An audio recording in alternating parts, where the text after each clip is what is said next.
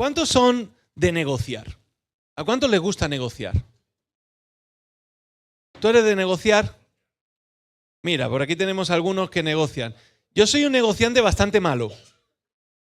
Cuando vamos a Senegal, hay varios países en el mundo, o algunos países en el mundo, que cuando tú vas al mercado, no hay un precio definido, sino que tú llegas y tienes que arreglar el precio. Entonces, normalmente te dan un precio que es 3 veces más alto que el que tiene, ¿verdad? Y tú tienes que... Y hasta se ofenden si no les negocia, ¿verdad? Es como, no, es que hay que negociar. No, dame el precio justo. Y no, es que hay que negociar. Y me ha salido como muy dominicano. Negociar. ¿Ah? El caso es que cuando llegamos a alguno de estos sitios ya conocemos... la mayoría de los lugares ya conocemos a alguien y solemos tener pactados precios. Pero cuando no, quien negocia es mi esposa, porque yo soy malísimo. A mí me dicen una cantidad y yo la doy. Yo eso de ponerme a discutir por un precio, y a veces es una tontería porque el precio es irrisorio, ¿no? ¿Cuántas veces negociamos con Dios? Todo el tiempo. Todo el tiempo. Es más, a veces no negociamos, a veces tratamos de hacerle chantaje a Dios. ¿Sí o no? Señor, si tú haces esto, yo voy a hacer lo otro. Eso no es negociar, eso es chantajear. Y lo hacemos muy a menudo. Señor, si tú me das tal cosa, entonces yo voy a orar, yo voy a ir a la iglesia, yo voy a hacer tal cosa. No chantajeemos a Dios y tampoco negociemos con Él. Cualquiera de los personajes que encontramos en la Biblia que trataron de negociar con Dios, perdieron. Porque con Dios no se negocia. A Dios se le obedece. Amén. Así que vamos al primer libro de Samuel, en honor a nuestras visitas a Samuel. En el capítulo número 15, primer libro de Samuel, capítulo número 15, ya encontramos una historia que creo que nos es conocida. Vamos a ponernos en pie, si te parece bien, en señal de respeto a la palabra, y vamos a leer ahí el capítulo 15 completo del primer libro de Samuel. Amén. Después Samuel dijo a Saúl: el Señor me envió a que te ungiese por rey sobre tu pueblo Israel. Ahora pues, estate atento a las palabras del Señor. Así ha dicho Yahvé de los ejércitos: yo castigaré lo que hizo Amalec a Israel al oponérsele en el camino cuando subía de Egipto. Ve pues y hiere a Amalec y destruye todo lo que tiene y no te apiades de él. Mata a hombres, mujeres, niños y aún los de pecho, vacas, ovejas, camellos y asnos. Saúl pues convocó al pueblo y les pasó revista en Telaim, 200,000 de a pie y 10,000 hombres de Judá. Y viniendo Saúl a la ciudad de Amalec, puso emboscada en el valle. Y dijo Saúl a los ceneos: idos, apartaos y salid de entre los de Amalec, para que no os destruya juntamente con ellos. Porque vosotros mostrasteis misericordia a todos los hijos de Israel cuando subían de Egipto, y se apartaron los ceneos de entre los hijos de Amalec. Y Saúl derrotó a los amalecitas desde Ávila hasta llegar a Sur, que está al oriente de Egipto, y tomó vivo a Agag, rey de Amalec, pero a todo el pueblo mató a filo de espada. Y Saúl y el pueblo perdonaron a Agag y a los mejor de las ovejas y el ganado mayor, y de los animales engordados, de los carneros, y de todo lo bueno, y no lo quisieron destruir, mas todo lo que era vil y despreciable destruyeron. Y vino palabra del Señor a Samuel diciendo: me pesa haber puesto por rey a Saúl, porque se ha vuelto en pos de mí, y no ha cumplido mis palabras. Y se apesadumbró Samuel y clamó al Señor toda aquella noche. Madrugó luego Samuel para ir a encontrar a Saúl por la mañana, y fue dado aviso a Samuel diciendo: Saúl ha venido a Carmel. Y aquí se levantó un monumento y dio la vuelta y pasó adelante y descendió a Gilgal. Vino pues Samuel a Saúl y Saúl le dijo: bendito seas tú del Señor. Yo he cumplido la palabra del Señor. Samuel entonces dijo: pues qué balido de ovejas y bramido de vacas es este que yo oigo con mis oídos. Y Saúl respondió: de Amalec los han traído, porque el pueblo perdonó lo mejor de las ovejas y de las vacas para sacrificarlas al Señor tu Dios, pero lo demás lo destruimos. Entonces dijo Samuel a Saúl: déjame declararte lo que el Señor me ha dicho esta noche. Y él le respondió: di. Y dijo Samuel: aunque eras pequeño en tus propios ojos, ¿no has sido hecho jefe de la tribu de Israel y el Señor te ha ungido por rey sobre Israel? Y el Señor te envió en misión y dijo: ve, destruye a los pecadores de Amalec y hazles guerra hasta que los acabes? ¿Por qué, pues, no has oído la voz del Señor, sino que, vuelto al botín, has hecho lo malo ante los ojos del Señor? Y Saúl, respondiendo a Samuel, dijo: antes bien, he obedecido la voz del Señor y fui a la misión que el Señor me envió, y he traído a Agag, rey de Amalec, y he destruido a los amalecitas. Mas el pueblo tomó botín de ovejas y vacas y las primicias del anatema para ofrecer sacrificios al Señor tu Dios en Gilgal. Y Samuel dijo: ¿se complace el Señor tanto en los holocaustos y víctimas como en que se obedezca la palabra del Señor? Ciertamente el obedecer es mejor que los sacrificios y el prestar atención que la grosura de los carneros, porque como pecado de adivinación es la rebelión y como ídolos e idolatría la obstinación. Por cuanto tú desechaste la palabra del Señor, Él también te ha desechado para que no seas rey. Entonces Saúl dijo a Samuel: yo he pecado, pues he quebrantado el mandamiento del Señor y tus palabras, porque temía al pueblo y consentía la voz de ellos. Perdona pues ahora mi pecado y vuelve conmigo para que adore al Señor. Y Samuel respondió a Saúl: no volveré contigo porque desechaste la palabra del Señor y el Señor te ha desechado para que no seas rey sobre Israel. Y volviéndose Samuel para irse, él se asió de la punta de su manto y éste se rasgó. Entonces Samuel le dijo: Yahvé ha rasgado hoy de ti el reino de Israel y lo ha dado a un prójimo tuyo mejor que tú.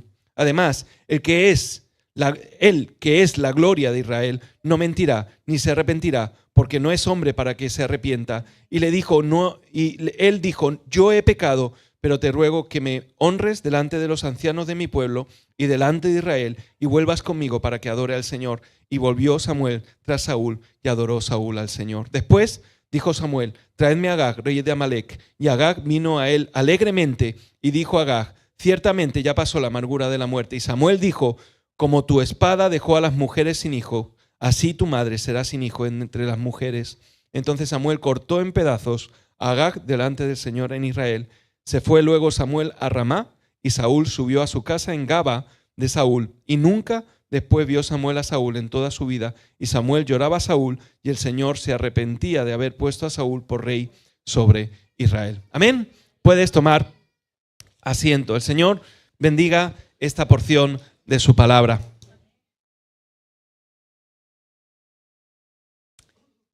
Mira, la conclusión que saco, el resumen que saco de todo este pasaje es: no negocies y haz lo que debes. No negocies y haz lo que debes. Es verdad que la historia de Israel tiene momentos en donde el pueblo una y otra vez se ha revuelto contra Dios, le ha dado la espalda a Dios, a pesar de ver todos los beneficios que han obtenido de parte de Él, y han tenido que aprender a las duras, ¿verdad? Cuando yo era pequeño me decían mis padres: ¿aprendes por las buenas o por las malas? Decían las buenas, pero querían las malas. Así que el pueblo de Israel, así como nosotros, ha aprendido por las malas. Pero no hay cosa más grave que alguien que ha sido ungido por Dios para dirigir a un pueblo cometa tal ofensa al Señor. Él tenía la responsabilidad, Saúl tenía la responsabilidad de llevar al pueblo de victoria en victoria, de mostrar la gloria de Dios, de ser un testimonio a los pueblos de alrededor de que el Dios de Israel era el único y verdadero Dios. Aquel que los había sacado de la tierra de Egipto, aquel que los había conducido por 40 años en el desierto y finalmente los había introducido en Canaán, derrotando y sacando afuera a la mayoría de los pueblos que allí habitaban. Ese era el Dios de Israel y a quien Saúl representaba. Y Saúl no tenía que hacer otra cosa sino obedecerle al Señor. Tenían una cuenta pendiente con Amalec. Amalec no les había dejado pasar por la tierra, tuvieron que dar una gran vuelta, no les permitió ir en paz, sino que les hizo guerra. Y Dios tenía una cuenta pendiente con Amalec. ¿Sabéis que Dios no da por inocente al culpable, sino que finalmente le da su castigo? Y así nos pasa a cada uno de nosotros. Mira, si tú cometiste un pecado hace años, no pienses que ese pecado quedó en el olvido. El Señor lo tiene en cuenta. Y el Señor te juzgará sobre él, en esta vida o en la que viene.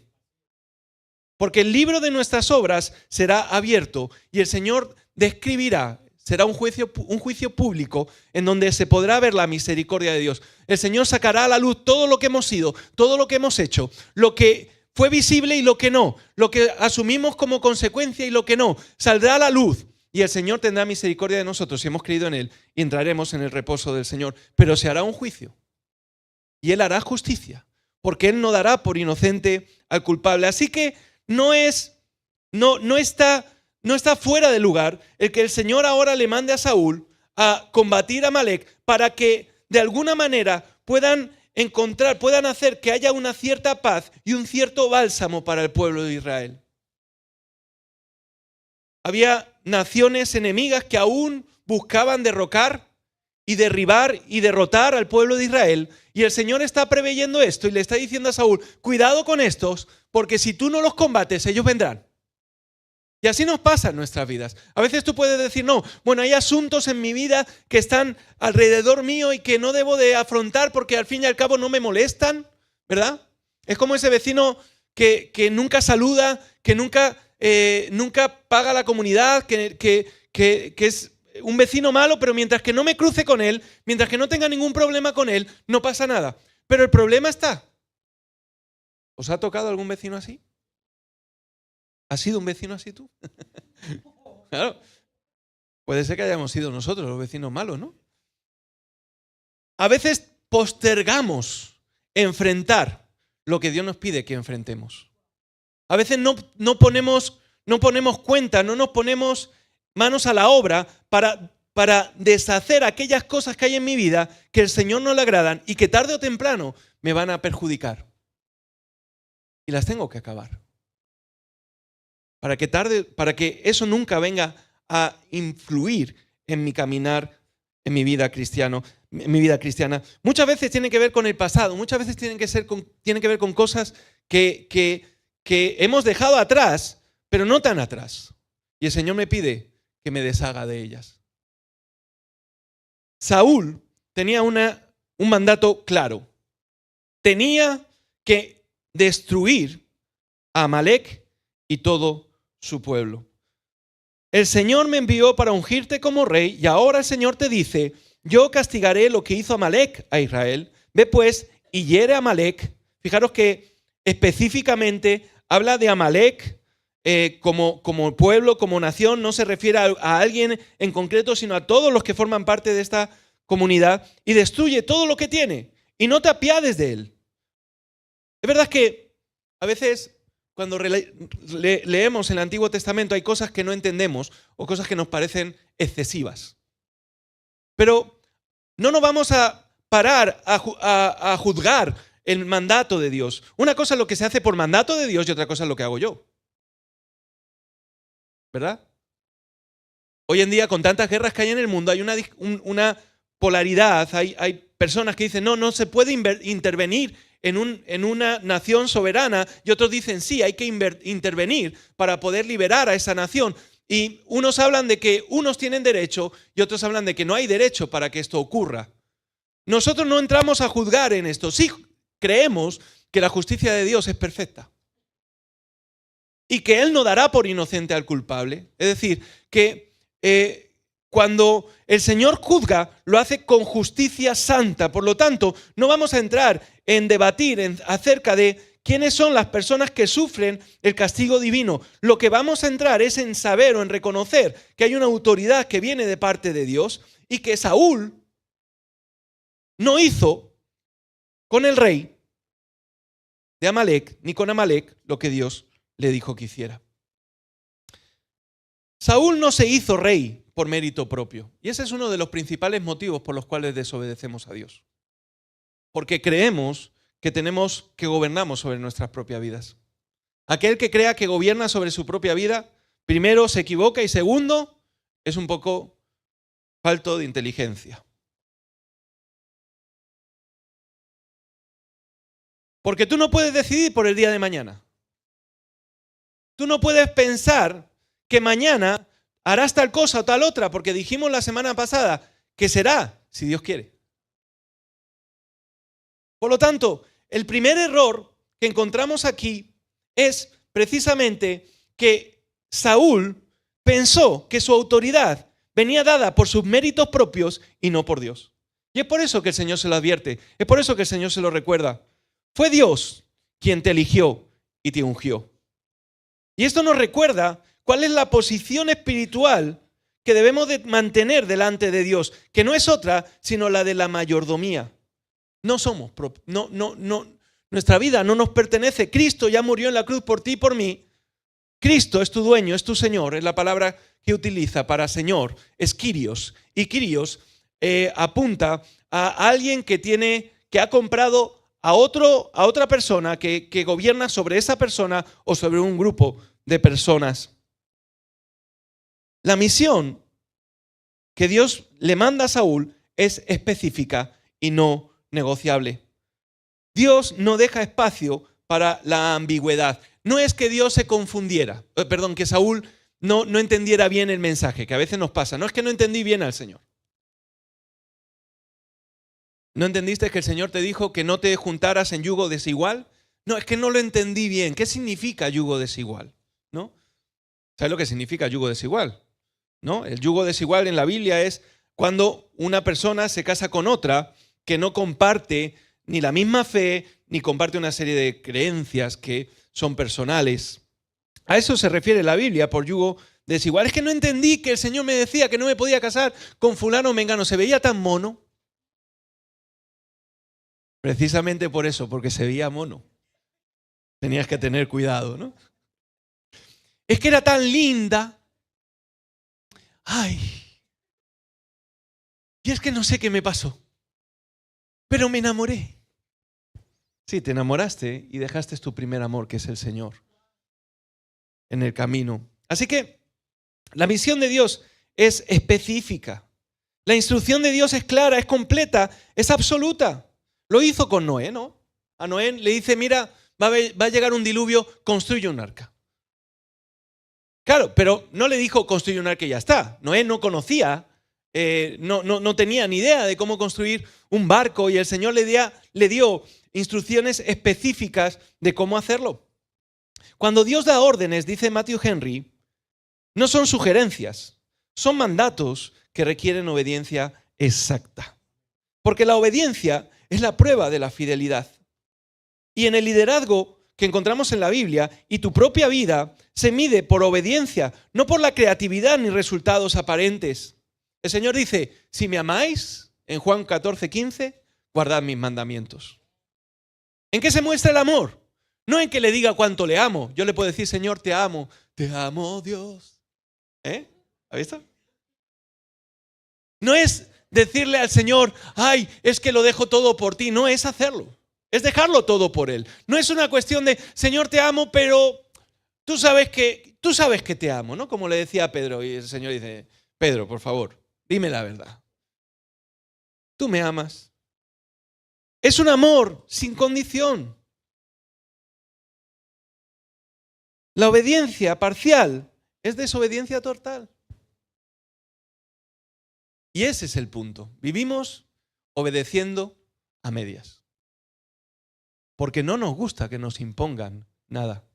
Porque no nos gusta que nos señalen normas. Porque no nos gusta que nos sentimos que nos imponen cosas para cumplir con un estatus. Y no es así. No es un estatus que cumplir, no es una expectativa que cumplir de cara a los demás, es cumplir delante de aquel que nos amó.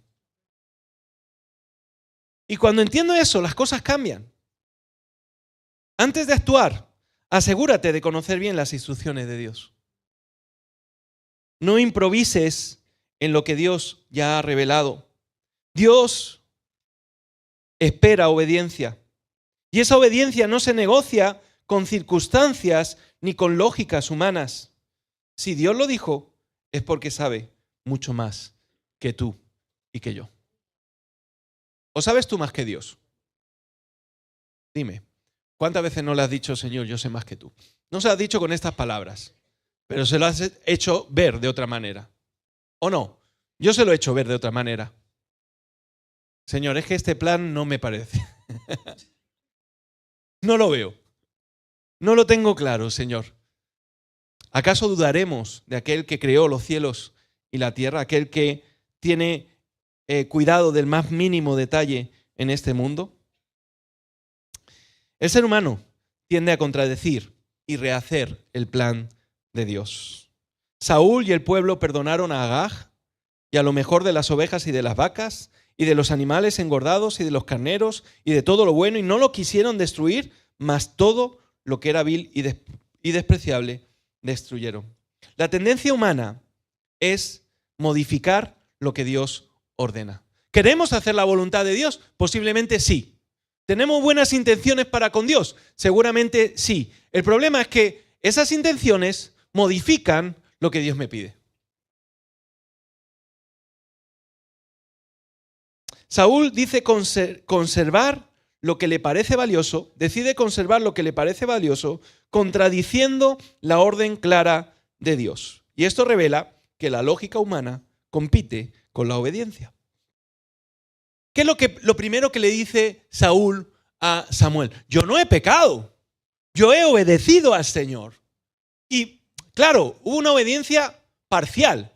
Ciertamente él enfrentó a Amalek, ciertamente dice que destruyó lo que a él, a su apariencia, lo que él opinaba, era algo despreciable, era algo malo, pero no lo hizo completo.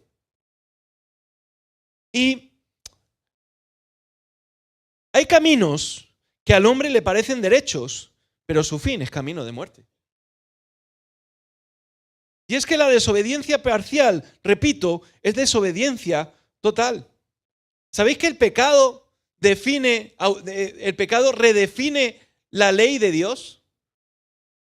Cuando decimos una mentira piadosa, una mentirijilla, una cosilla de nada, ¿por qué lo hacemos? ¿Cuál es el fin? ¿Cubrirnos las espaldas? ¿Evitar problemas? No, pero es que si le decía la verdad, es que íbamos a tener problemas. Bueno, no se lo he dicho todo, le he dicho una parte. La otra la he obviado, la he ocultado. Eso no es mentira, es ocultar información, ¿verdad? Y eso redefinir la ley. No, es que Dios me va a entender. Mira, yo siempre pongo el mismo ejemplo. Cuando los judíos eran perseguidos en la Segunda Guerra Mundial, hubo gente que mintió para proteger la vida de estos judíos. ¿Está bien o está mal? Está bien. A nuestros ojos, y seguramente a los ojos de Dios, está bien. Proteger la vida, preservar la vida por encima de la muerte, está bien. Pero ellos mintieron. ¿Qué quiere decir esto? Hicieron un bien, por supuesto, pero el día de mañana ellos van a compadecer delante del Señor y el Señor le va a decir, vosotros mentisteis. ¿Preservaron una vida? Sí. Pero eso no implica que no tengan que asumir las consecuencias de la norma incumplida. Cuando tú incumples una norma, por muy bien que te parezca, vas a tener que presentarte delante de Dios, como hemos dicho antes. Y aunque tenemos a Cristo como quien nos justifica, aún así, la falta delante de Dios es real. Saúl justifica su acción diciendo que lo hace para ofrecer sacrificios. Porque él dice, no, pero lo que hemos traído, no lo he traído yo, lo ha traído el pueblo. Primero se excusa en el pueblo y lo hemos traído para ofrecerle en sacrificio al Señor. Esto muestra un corazón humano que busca excusas piadosas para cubrir la rebeldía.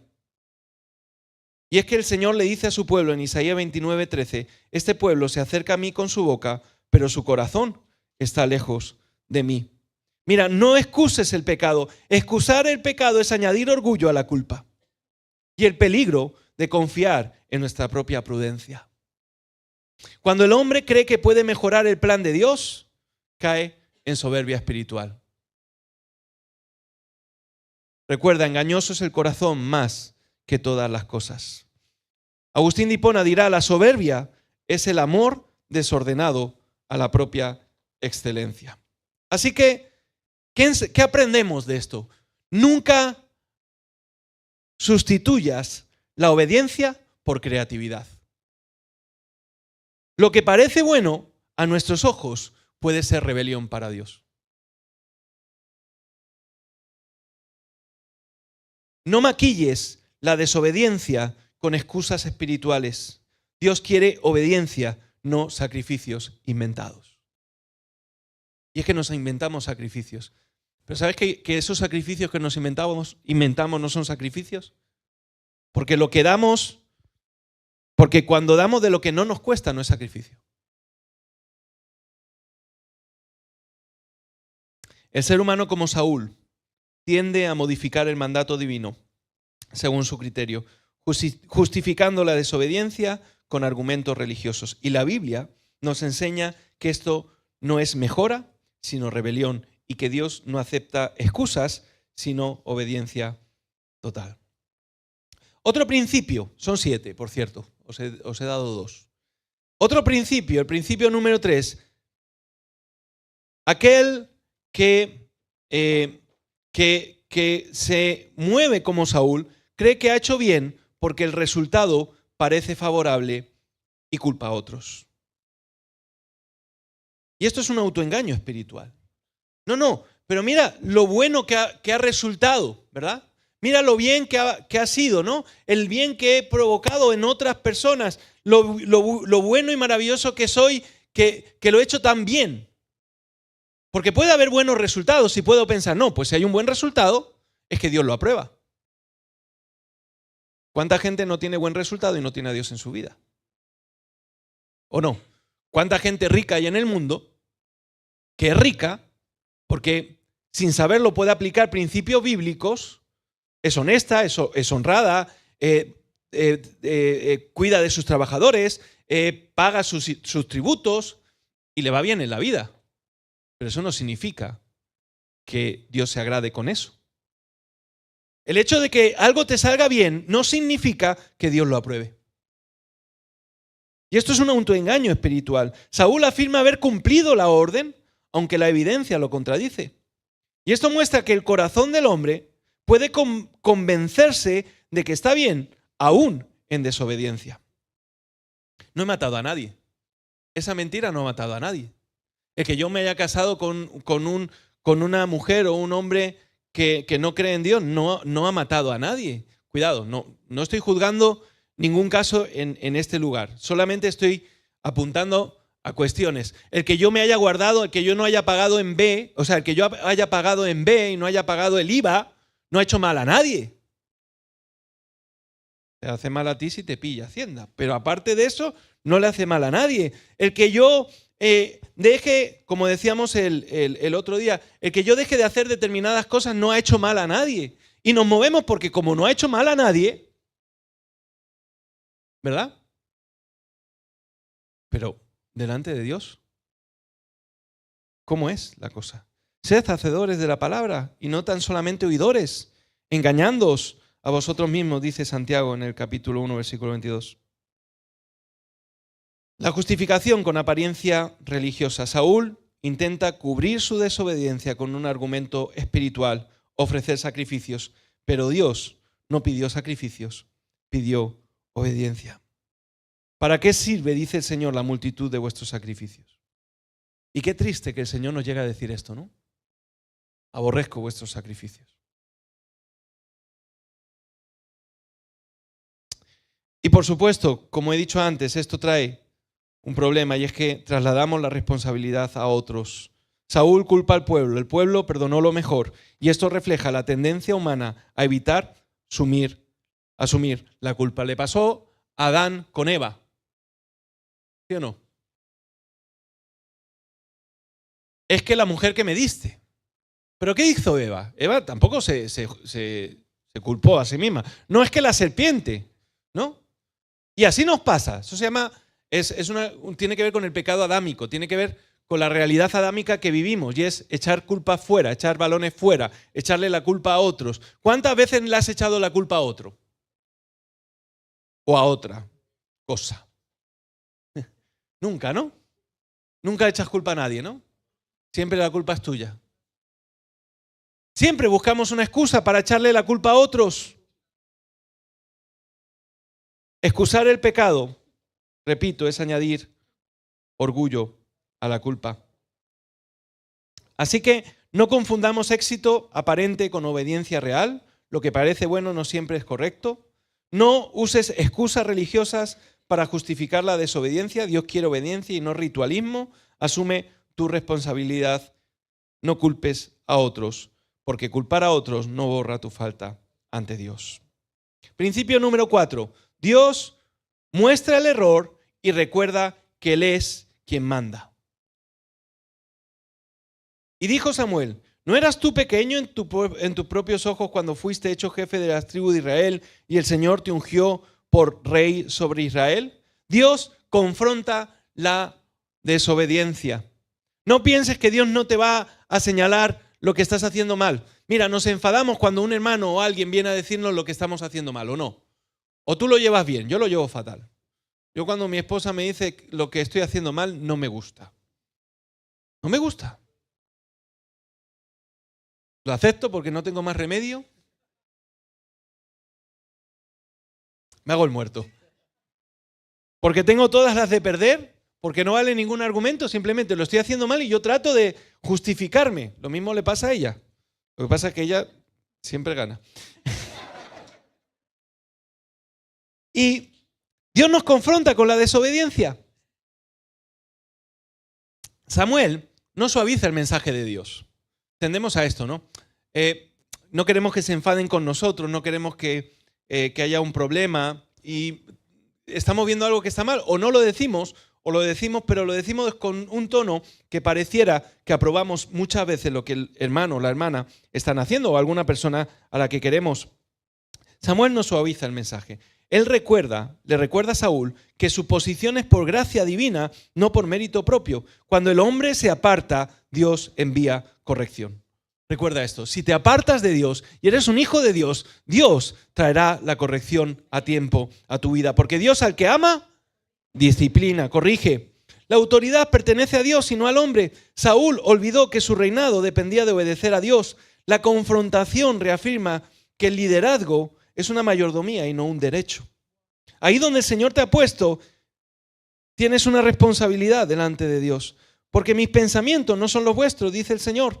La soberbia es el amor desordenado. Y por lo tanto, cuando mi amor por mí mismo es superior al de Dios, entonces la desobediencia formará parte de mi día a día.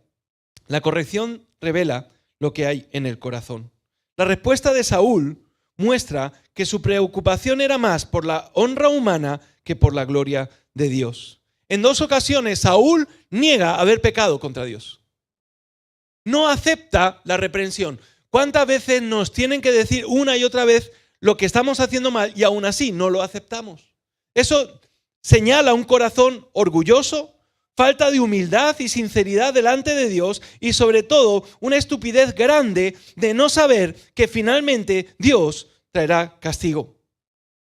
Proverbios 3, versículo 11 al 12 dice: no menosprecies la corrección del Señor.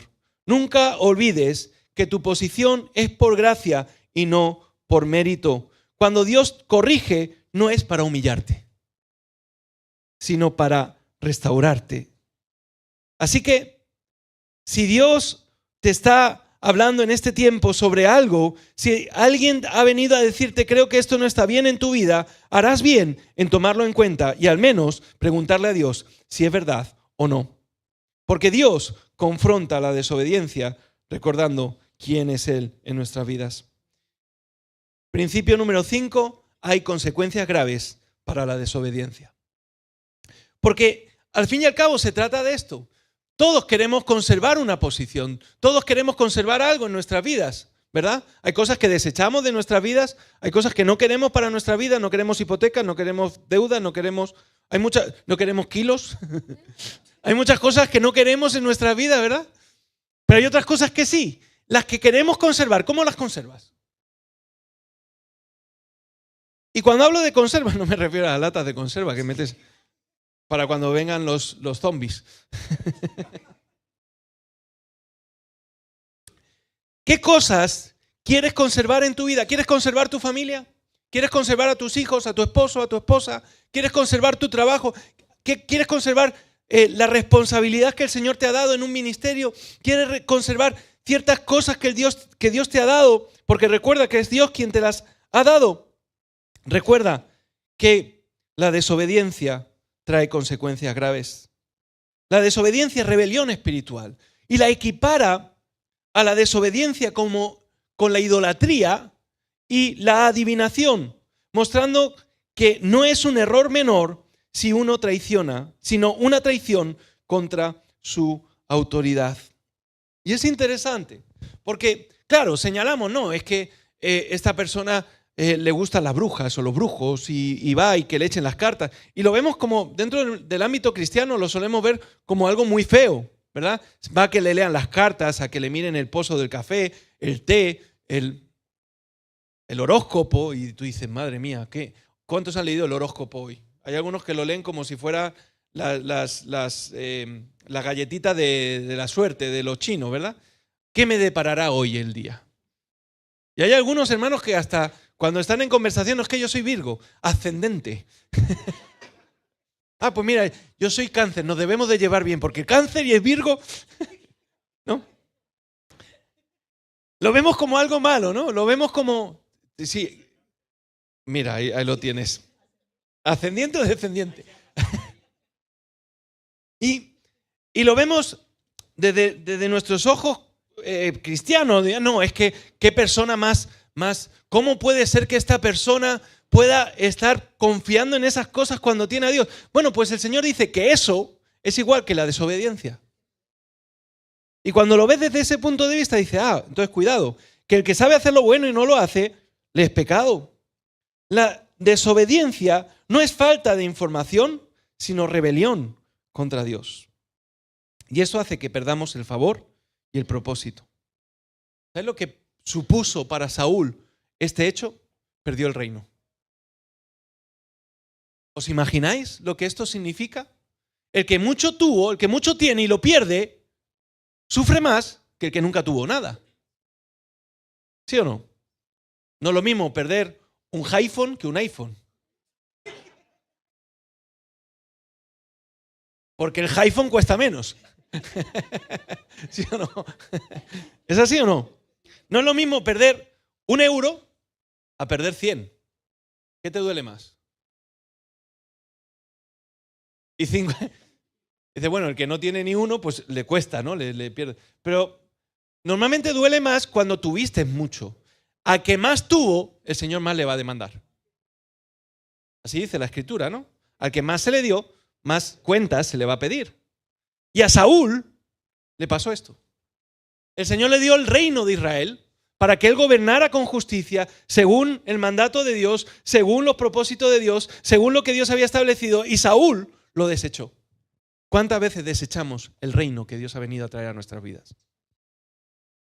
Dios ha traído un reino a tu vida, en donde Él reina con soberanía sobre tu vida. Él está preparado para darte todas las bendiciones de este reino, pero a veces la desobediencia hace que lo perdamos. La pérdida del favor y el propósito. Saúl pierde el reino, y esto nos enseña que la desobediencia puede cerrar puertas y traer consecuencias irreversibles. Recuerda Hebreos 10:31, horrenda cosa es caer en manos del Dios vivo. Y el juicio es proporcional a la responsabilidad. Cuanto mayor es el privilegio, mayor es la responsabilidad. Saúl como rey tenía un llamado alto y su caída fue igualmente severa. A todo aquel a quien se haya dado mucho, mucho se le demandará. Así que no subestimes las consecuencias de la desobediencia, porque el Señor exige obediencia total y no parcial. Cada decisión fuera de la voluntad de Dios tiene un costo. Cada decisión fuera de la voluntad de Dios tiene un costo. Obedecer siempre es más seguro que improvisar. Y estamos acostumbrados a eso en ciertos ámbitos. En el trabajo, si el jefe nos dice haz tal cosa, nosotros nos rechistamos normalmente, ¿no? Yo recuerdo cuando trabajaba en otro lado, ahora soy pastor, ahora no trabajo. Cuando a las niñas, algunos no lo saben, las niñas eran pequeñas y en ese tiempo habíamos decidido que yo dejara el trabajo para estudiar y dedicarnos a la iglesia. A la niña le preguntaban, ¿y tu padre qué hace? Dice, mi padre no trabaja, mi padre es pastor. Digo, mira qué bien. Así que es verdad que no es un trabajo en el sentido teórico de la palabra, porque se hace con agrado, ¿verdad? Pero al fin y al cabo, un poquito de esfuerzo sí requiere, ¿verdad? La cuestión es que cada decisión fuera de la voluntad de Dios tiene un costo. No debemos de improvisar. Estaba yo en el trabajo y yo estaba encargado de ciertas cosas y eran muy meticulosos en ciertas medidas y cuestiones y trabajábamos a la décima. ¿Sabes lo que es la décima? Ni con los ojos lo ves. Hoy ya no lo veo ni con ojos ni con ojos, ni sin ojos.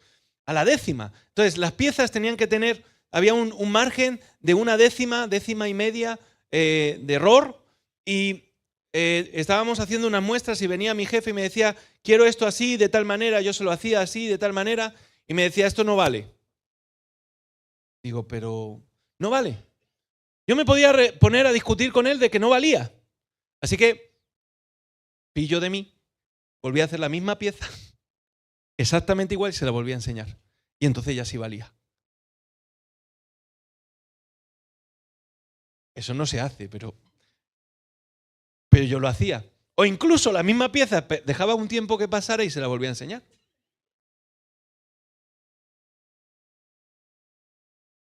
El tiempo cambia muchas cosas. Y entonces me decía, ahora sí. Digo, ¿ves? Lo que yo decía. Obedecer siempre es más seguro que improvisar. Hay muchos lugares en donde estamos acostumbrados a obedecer. En el trabajo, en casa, cuando obedecemos a nuestros padres para no tener consecuencias, cuando obedecemos a nuestras mujeres para no tener consecuencias, cuando obedecemos a nuestros maridos también, algunas veces, cuando... ¿No? En cualquier ámbito de la vida, en el colegio, en el instituto, el profesor te dice, haz tal cosa y tú lo haces. ¿Por qué? Porque sabes que te va a ir bien. Y lo haces tal cual te ha pedido el profesor. ¿Por qué? Porque así sabes que te va a ir bien. ¿Por qué cuando tiene que ver con ámbitos de este estilo somos capaces de hacerlo en un equipo de fútbol, en un equipo de baloncesto? Y sin embargo con Dios discutimos. No le discutimos a un profesor que, por cierto, me pone preguntas que él ya sabe. Yo siempre le digo a mis hijas, cuando decía, no es que me pone cosas, cuando te pongan algo en matemáticas que no sabes, yo le decía a mis hijas, dile que es él el que ha hecho la pregunta y que él la responda. Entonces, ¿por qué no ponemos en duda a ciertos estamentos en nuestra vida diaria y sí ponemos en duda a Dios? ¿Por qué obedecemos y tenemos facilidad para obedecer en estos ámbitos y nos cuesta tanto obedecer a Dios? Recuerda, la desobediencia no es un simple error, sino rebelión contra Dios. Me quedan 2 principios. ¿Me dais un poquito más de tiempo y lo terminamos?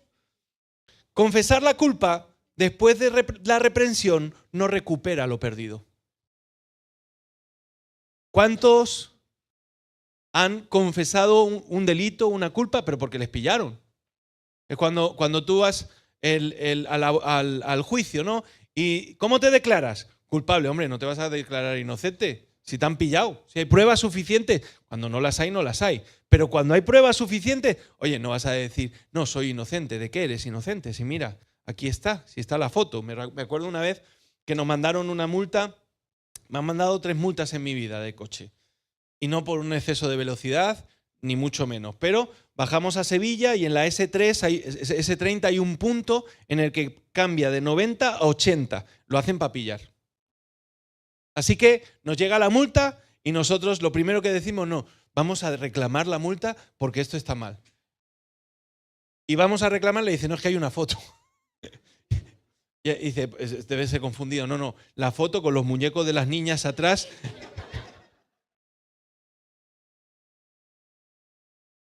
Era así. Entonces, confesar la culpa, y tuvimos que pagar la multa, claro. Sin recargo porque lo hicimos en el tiempo. Recuerda hacerlo en el tiempo. Confesar la culpa después de la reprensión no recupera lo perdido. Entonces Saúl dijo a Samuel, yo he pecado. Hombre, por fin Saúl reconoce que ha pecado. Menos mal. Samuel se tuvo que esforzar bastante para hacerle ver a Saúl que se había equivocado y finalmente Saúl no tiene más remedio que confesarlo. He pecado, pues he quebrantado el mandamiento del Señor y tus palabras, porque temía al pueblo y consentía la voz de ellos. Perdona pues ahora mi pecado y vuelve conmigo para que adore al Señor. Y Samuel respondió a Saúl, no volveré contigo, porque desechaste la palabra del Señor y el Señor te ha desechado para que no seas rey sobre Israel. Punto número 1 que no hemos señalado y que ahora señalo en un momento, cuidado con la presión externa, cuidado con lo que otros te dicen, cuidado con dejarte mover por otro que no sea Dios. Saúl dice, es que me dejé mover, es que temía al pueblo.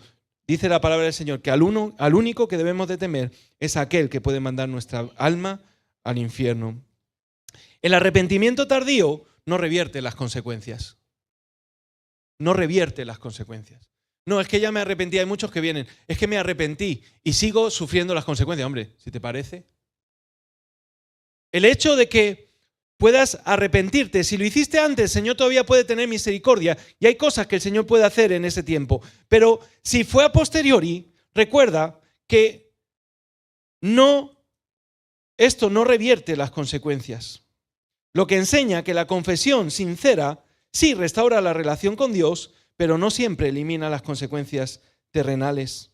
Números 20:12. Moisés no entró en la tierra prometida por su falta de fe, aunque siguió siendo siervo de Dios. Moisés no entró en la tierra prometida.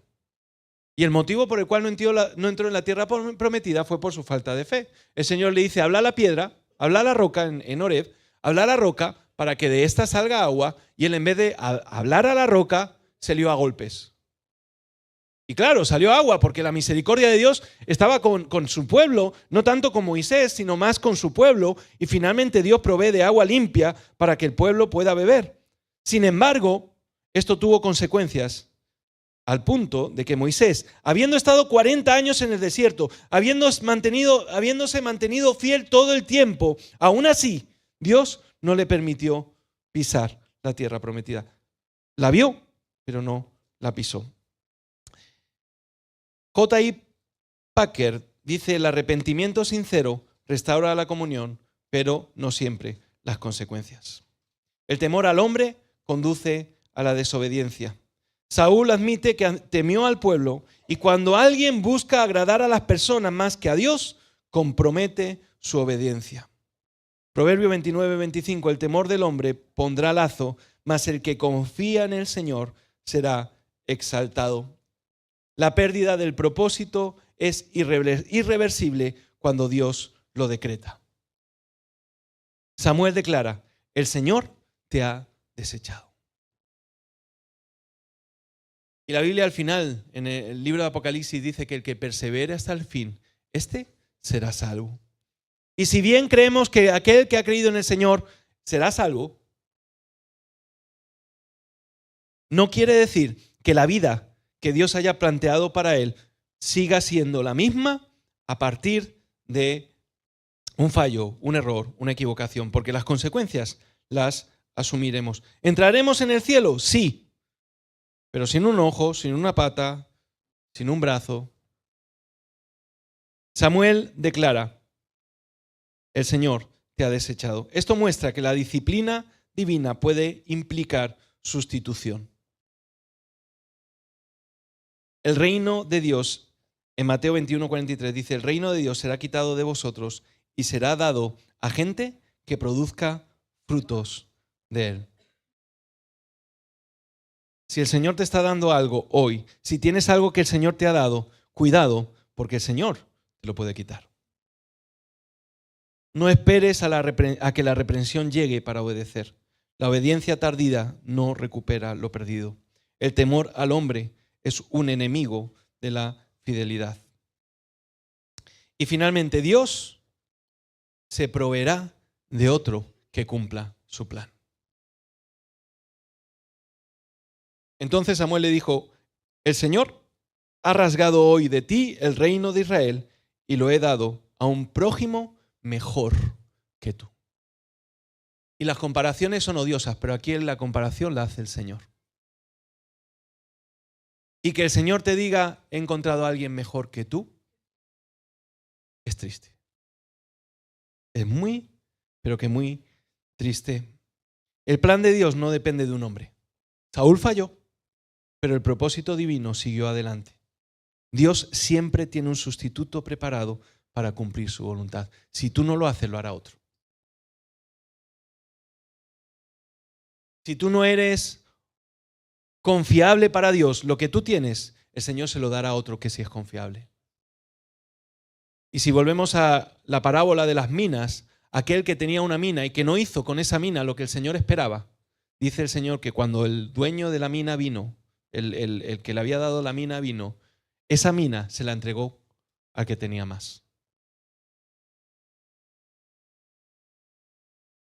El reino de Dios será quitado de vosotros y será dado a gente que produzca los frutos de él. Los hombres fallan, pero los propósitos de Dios nunca fallan. La elección divina busca corazones obedientes. El prójimo mejor no significa perfecto, sino dispuesto a obedecer. David no era impecable, pero tenía un corazón conforme al de Dios. Es por eso que en Hechos 13:22 nos dice: he hallado a David, hijo de Isaí, varón conforme a mi corazón, quien hará todo lo que yo quiero. La sustitución es un acto de soberanía y justicia de Dios. Dios no actúa por capricho. Dios no te quitará algo o te sacará de un lugar por capricho. Él lo hará por su justicia. Cuando alguien desecha su palabra, Dios lo reemplaza para que su plan avance. Es por eso que en Daniel 2:21 dice que Él quita reyes y pone reyes. Así que si tú tienes un llamado de parte del Señor, recuerda, no es un privilegio, no es un derecho. Es un privilegio, perdón, no es un derecho. Si no obedeces, Dios levantará a otro que sí lo haga. Nunca pienses que eres indispensable. La fidelidad es lo que te mantiene en el propósito, no la posición. Dios no detiene su plan por la desobediencia de un hombre.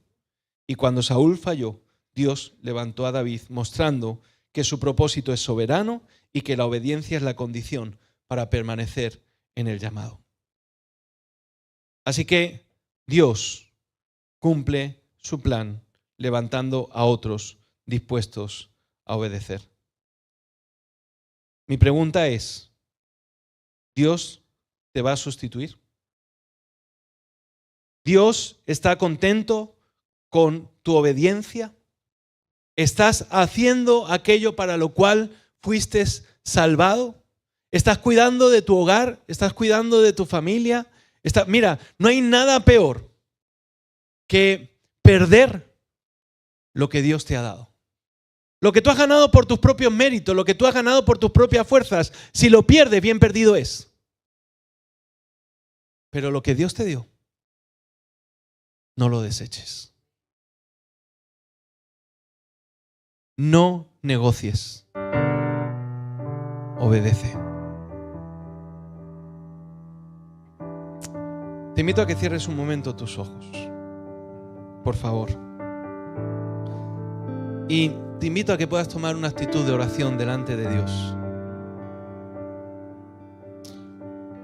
Pregúntale al Señor: Señor, de todo lo que has oído en esta mañana, de la lectura que hemos hecho de la palabra de Dios,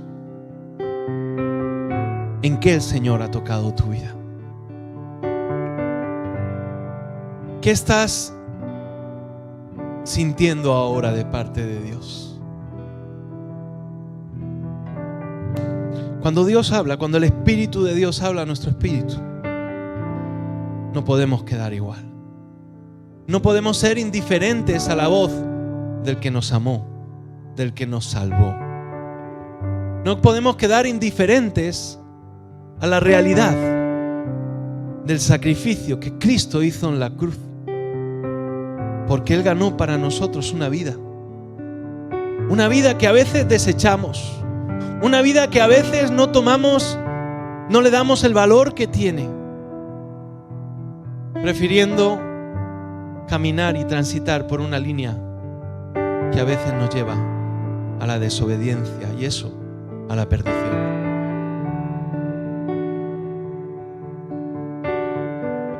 Dios ha pensado en ti. Dios ha pensado en ti y en mí para cumplir sus designios, sus propósitos en este mundo. Él quiere que tú seas luz y sal.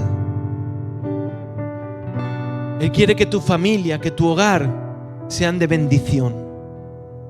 Él quiere que tu trabajo prospere, pero no para ti, no para los demás, para su gloria y para su honra.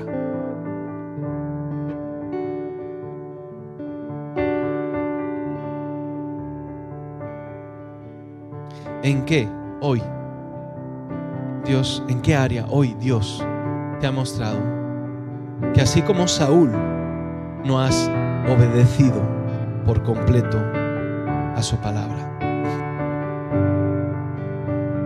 Y recuerda que su palabra no es negociable.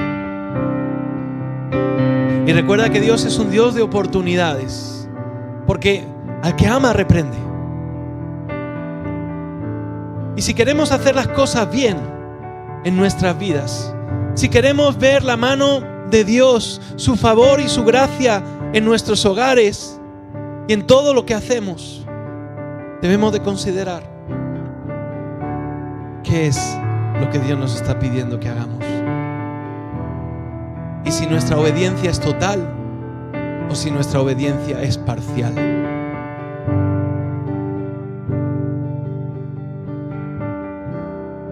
Y esto no es poner o hacerte sentir miedo por lo que vendrá. No es que pienses, lo voy a perder todo porque al igual que Saúl, yo también estoy fallando o he fallado y tal vez el Señor me quite todo lo que tengo. Piensa en lo contrario, piensa que el Señor puede preservar si te arrepientes de veras.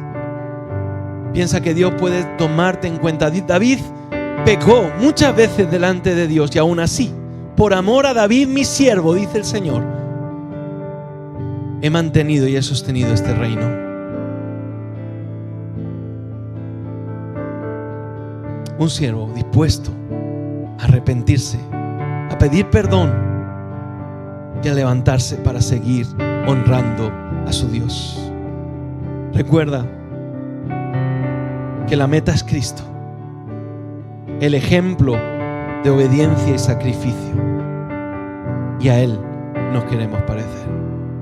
Si el Señor tocó tu corazón en alguna área, si el Señor ha hablado a tu vida, me gustaría que pudiéramos orar, que pudiera orar por ti, pidiéndole al Señor que te acompañe, que te ayude. Y si estás en un proceso, que el Señor pueda ayudarte y fortalecerte en ese proceso. Si el Señor ha tocado tu vida y ha hablado a tu corazón en esta mañana, te invito en el nombre de Jesús que te puedas poner en pie.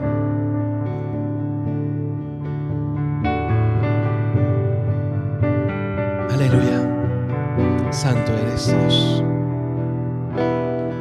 Oh Dios.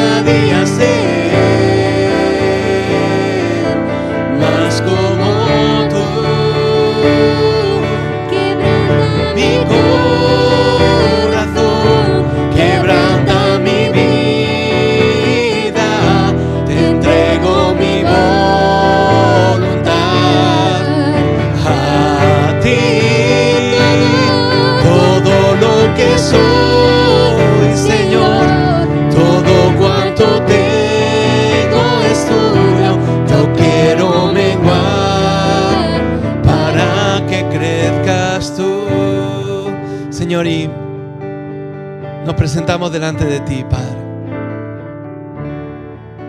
Tú conoces, Señor, tú conoces nuestras vidas, tú conoces los deseos de nuestro corazón, tú conoces, Señor, todo y sabes, Señor, en qué te hemos sido obedientes y en qué no te estamos siendo totalmente obedientes. Y te pedimos que nos ayudes.